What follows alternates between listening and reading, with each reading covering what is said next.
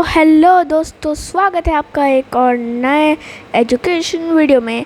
तो लास्ट दो वीडियोस हम लोगों ने मैथ्स के चैप्टर के बारे में बनाई, पर आई होप आप लोग मैथ्स देख देख के बोर तो हो ही गए होंगे।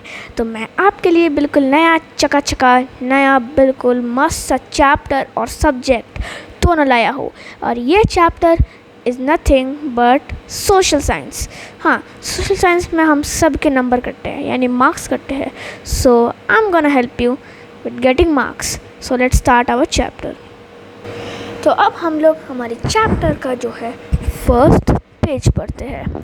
सो let's see, locating places through maps, globe and maps. So जब हम किसी प्लेस को लोकेट करते हैं, suppose we tell our neighbour where do we live, so we either tell them with the help of maps और with the help of globe, but mostly we use maps. Why will see next in the chapter. तो देख सकते हैं locating places through maps. हम locate places करते हैं, तो हमें दो कंपोनेंट्स मेन चाहिए होते हैं, ग्लोब एंड मैप्स। तो अब देखते हैं मैप्स के types and components. Types: physical, political, thematic. Components: title, scale, conventional symbols and directions. So we can see that in the maps there are three types: physical, political and thematic. तो अब physical, political and thematic ये सब क्या होता है? What are these?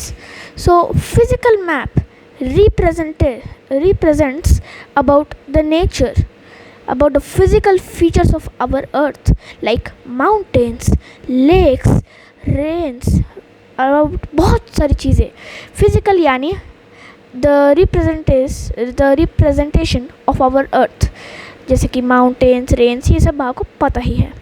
Now what are political maps?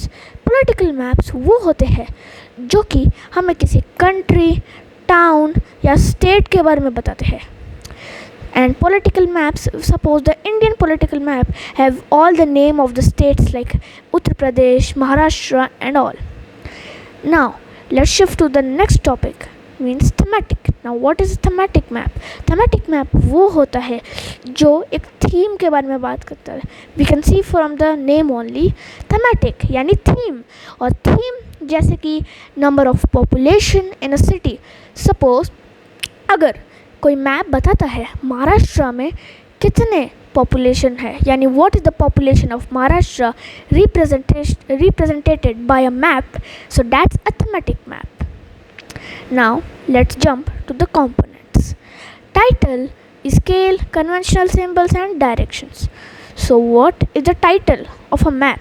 The title of a map represents what is the purpose of the map. जैसे कि अगर मैप्स पे दिखा रहा है पॉलिटिकल मैप, यानी उसका पर्पस पॉलिटिकल है, that's it. So title is technically the name of what the map represented. अब आते हैं scale.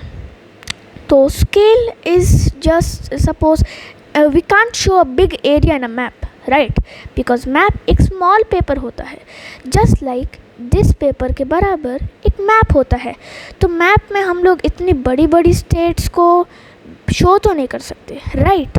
So scale means scale means 1 centimeter is equals to how many kilometers.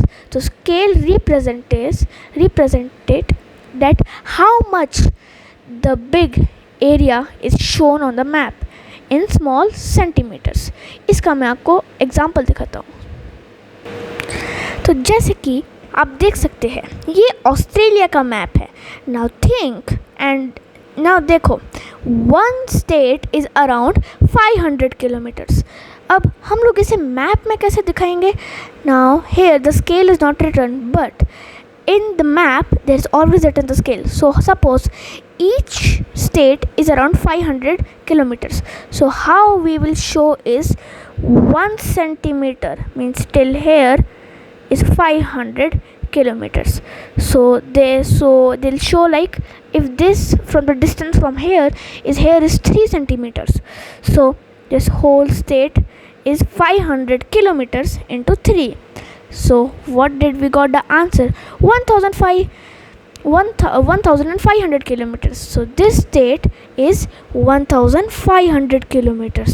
This is the example of a scale. Now let's go to our next component, conventional symbols. Now what are conventional symbols? Conventional symbols are the symbols which are used to show what the place purpose is.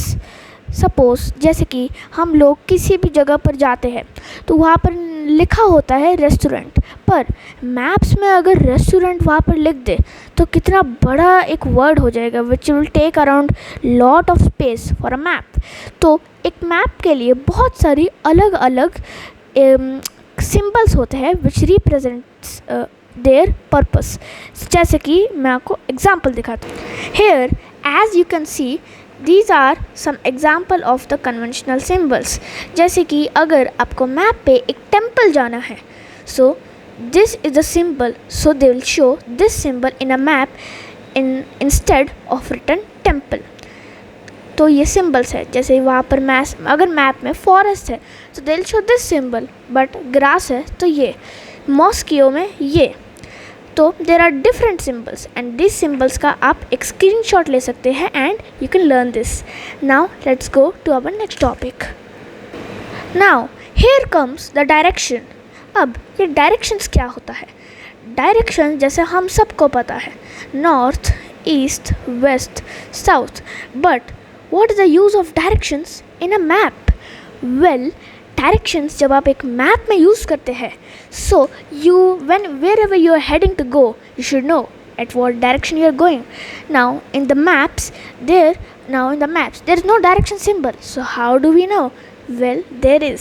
I'll show you by an example. In the maps at the top they'll give you these directions, पर वहाँ पर अलग directions नहीं लिखी होती. वहाँ पर सिर्फ एक ऐसा सिंबल, यानी इसे आप प्लस भी कह सकते हैं, और ऊपर बस एन लिखा होता है and this N represents the north direction. And if we know where is the direction north, then we can easily calculate where is south, west and east. Well, these are only the cardinal directions like north, south, west, east. But what are the intermediate directions? Don't worry, we'll learn in the next topic. Now let's jump to the next page.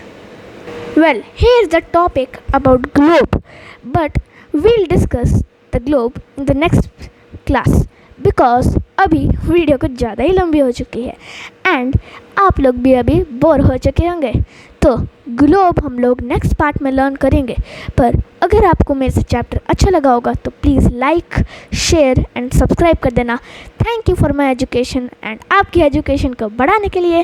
तब तक के लिए bye bye. Thank you, टाटा, good bye.